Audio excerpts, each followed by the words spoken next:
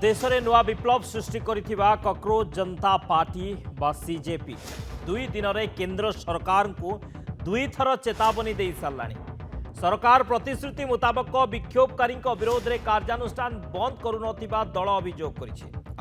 दल पुणी थरे समग्र देश में आंदोलन आरंभ करिबार धमक भी देछि। मंगलवार सुप्रीमकोर्ट विक्षोभ सह जड़ित किछि एफआईआर अनुसार पदक्षेप नेबाकू कहिथिले।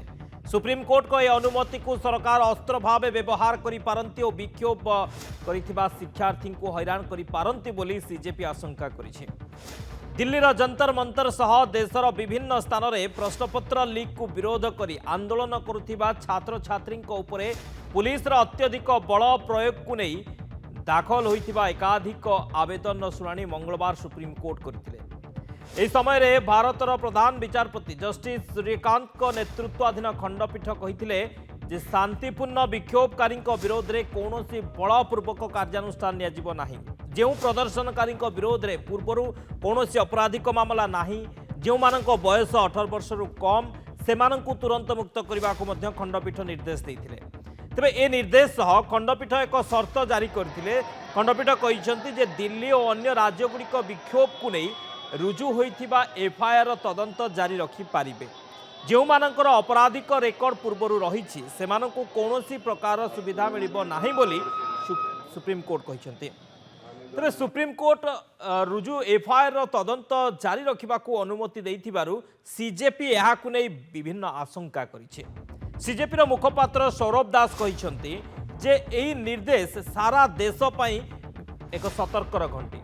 से कहते कि यह निर्देश 25 जुलाई 2026 रे भारत सरकार देशर युववर्ग को देइथिबा स्पष्ट प्रतिश्रुतिर विरोधाचरण करुछि। सरकार प्रतिश्रुति देइथिले जे समस्त एफआईआर प्रत्याहार करा जिवो। शांतिपूर्ण आंदोलन में जोग देइथिबा कौनसी विक्षोभकारी को प्रत्यक्ष किंबा परोक्ष भाव टार्गेट करा जिवो नाही। से प्रतिश्रुति को विश्वास करी कॉकरोच जनता पार्टी देशव्यापी आंदोलन प्रत्याहार करिथिला। सौरभ कहते एबे आमे जानिबाकू पाइछु किंबा आमर आशंका रही जे केंद्र सरकार और बीजेपी शासित राज्यगुड़िक यह निर्देश को आधार करी शांतिपूर्ण विक्षोभकारी को एफआईआर तदंत आଳରେ हैरान करि पारंती। आमर प्रथम दिनरु ही यह आशंका थिला जे शांतिपूर्ण विरोध को दमन करिबा पई सरकार अदालत को प्रत्यक्ष किंबा परोक्ष भाव व्यवहार करि पारंती। एबे यह सत हेबाकू जाउछि। सौरभ दास आउरी कहिसंती जे सीजेपी और आंदोलनकारी को दि जाइथिबा प्रतिश्रुति बाबद में सरकारी वकील माने अवगत रही तथापि सेमाने सीजेआई नेतृत्वाधीन खंडपीठ निर्देश को विरोध करि नथिले। यह अत्यंत चिंताजनक।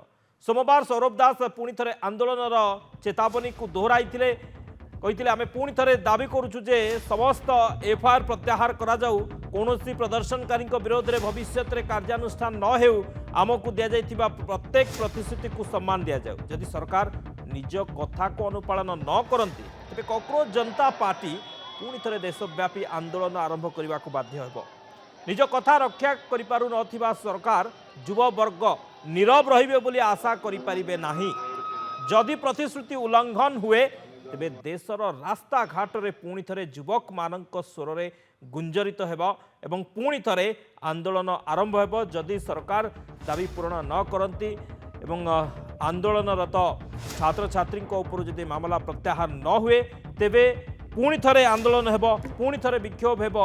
ए चेतावनी पुणी थे देइछि कॉकरोच जनता पार्टी। दुई दिन रे चेतावनी दे साराणी कॉकरोच जनता पार्टी जे जदि सरकार जो प्रतिश्रुति देइथिले जे आंदोलनरत छात्र छात्री उपर मामला प्रत्याहार हेबो, एफआईआर प्रत्याहार हेबो, ता उपरे जदि कौनसी कार्यानुष्ठान निया न जाए बा सेपरी न हुए तेबे ए आंदोलन आहुरी व्यापक हेबो। अर्थात आगामी दिन में पुणी आंदोलन आरंभ हेबो।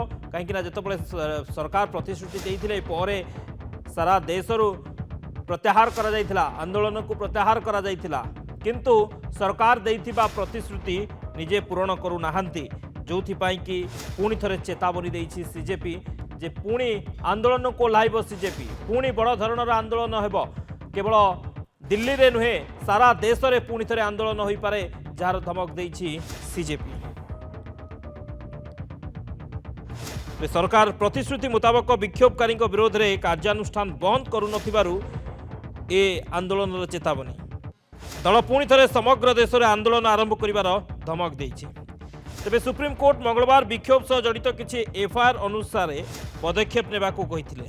सुप्रीमकोर्ट को अनुमति को सरकार अस्त्र करिपारंती, अस्त्र भाव में व्यवहार करिपारंती, जहाँ सीजेपी अनुमान करुछि, सीजेपी जहाँ आशंका करुछि जे सरकार यहाकू एक अस्त्र भाव में व्यवहार करिपारंती।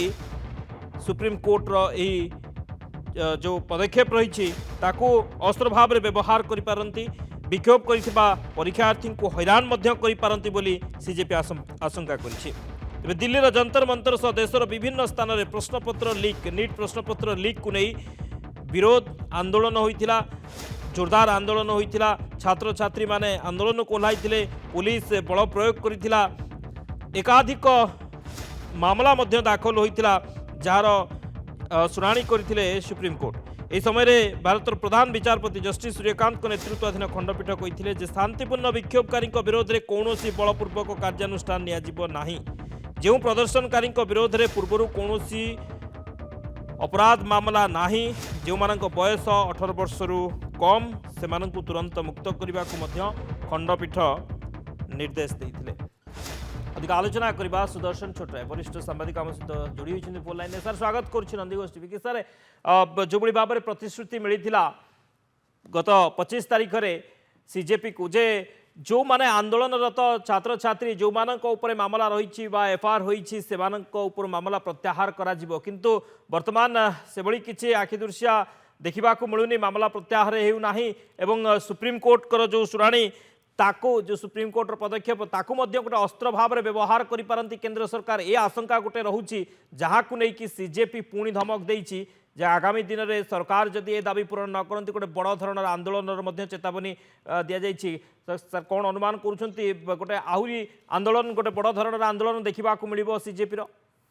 निश्चित भाव में देखो गोटे कथा हूँ सीजेपी स्पोक्स पर्सन जो माने सौरभ दास होउछन्ते, आशुतोष रांका एवं अभिजीत दीपके तीन जगह जो स्टेटमेंट देइछन्ती से स्टेटमेंट रो जणा पड़ुछि जे सीजेपी पुणी थरे आंदोलन को धमक देइछन सरकार को। एइति पई तीनटा कथा, गोटा होछि जुलाई 25 रे केंद्र सरकार को 2 जण मंत्री जो प्रतिश्रुति देइथिले ताको अक्षर अक्षर लागू करबा कथा एवं तार रिटन स्टेटमेंट देबा कथा। ए पर्यंत रिटन कोनोसी आशुरांश आसिनी, नंबर 1। नंबर 2 तापर सोमवार जो प्रेस कॉन्फ्रेंस होता सीजेपी तरफ साखी नामक एक वेबसाइट खोला होता जो विभिन्न राज्य रे पिलांको ऊपर जो अत्याचार होची तार प्रमाण संग्रह करिया पई कपिल सिब्बल सुप्रीमकोर्ट वरिष्ठ वकील पूर्वतन मंत्री से उपस्थित थे राज्यसभा।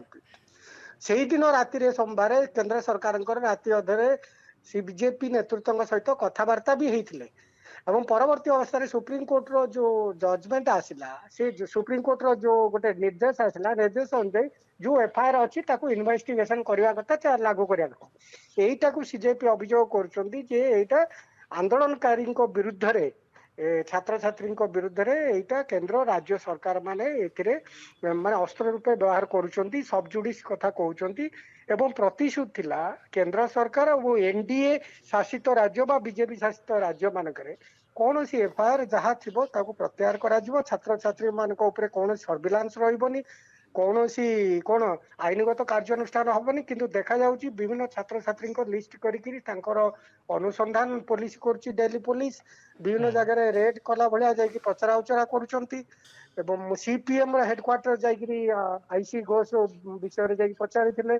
तेणु ए सब कथा को तीनटा कथा, गोटे हूँ रिटर्न स्टेटमेंट, द्वितीय हूँ सुप्रीम कोर्ट रो जो डायरेक्शन को मिसयूज न करंतु केंद्र सरकार और विभिन्न राज्य बीजेपी बा एनडीए सरकार, तृतीय हूँ रिटर्न आश्योरेंस आ चतुर्थ बड़ कथा हूँ जो क्षतिपूरण देवाई सरकार प्रतिश्रुति देते एपर्यंत तार प्रक्रिया आरंभ होनी।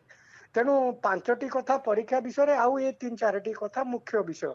तेणु ए जेहेतु सरकार कौन अग्रगति होनी बोली अभियोग करायाउछि, तेणु पुणी थरे धमक देउचंती जे भारत सारा राष्ट्रीय स्तर रे आंदोलन आउ थे आरंभ करिया पे माने सरकार को चेतावनी देइछन।